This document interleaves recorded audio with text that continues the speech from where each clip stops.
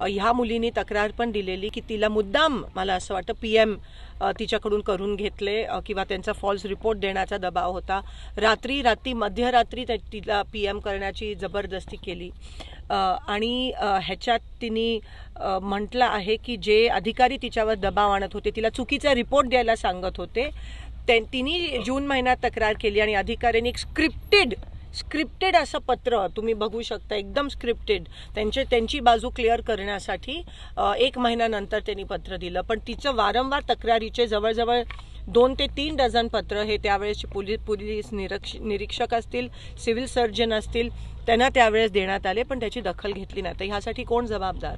आणि मी आदरणीय ह्या राज्याचे गृहमंत्री अथवा मुख्यमंत्री वारंवार तिनेही तक्रार करून सुद्धा महिलांना संरक्षण देण्यापेक्षा महिला खासदारांवर खालच्या पातळीला जाऊन टीका करण्यातच वेळ वाया घालवतात। पण जेव्हा महिलांना संरक्षण देण्याची वेळ येते तेव्हा मात्र मुख्यमंत्री आणि गृहमंत्री हे हात वर करतात, ज्याच्यामुळे त्यांनी महाराष्ट्राच्या संस्कृतीची पातळी एकदम खालच्या लेवलला आणले आहे। आणि मला असं वाटतं मुख्यमंत्र्यांनी गृहमंत्र्यांनी राजीनामा देणं गरजेचं आहे, कारण काही एकच नाही, अनेक असे डॉक्टर्स महिला आहेत ज्यांच्यावर दबाव टाकून, राजकीय दबाव टाकून हे वारंवार चुकीचे रिपोर्ट देण्याची प्रेशर असतं।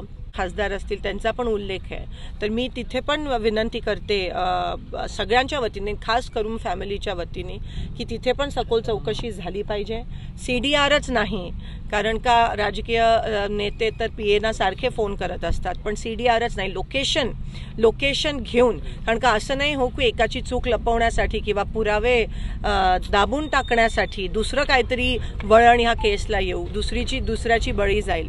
आणि म्हणून सगळ्यांची सखोल चौकशी झाली पाहिजे। PAचे लोकेशन आणि CDRs चेक केले पाहिजेत आणि ह्याच्या मागे जे तुम्हाला दिसतंय तसं तेवढं नाही आहे, पण ह्या केसला खूप प्रचंड मोठे प्रमाणात अँगल आहेत, धागेदोरे खूप आहेत आणि ते सगळे तपासले पाहिजेत। त्यासाठी SIT नेमणं गरजेचं आहे। एका महिला वरिष्ठ अधिकारी खाली ही SIT झाली पाहिजे।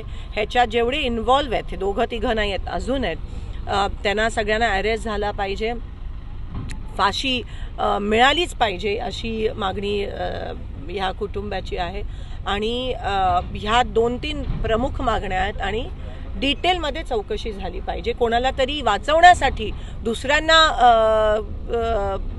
दुसऱ्यांची बळी नका घेऊ असं पण दिसून येतं, कारण का हे सरकार कोणातरी वाचवण्यासाठी कोणत्याही स्तरावर जाण्याची शक्यता आहे आणि जाऊ शकतं।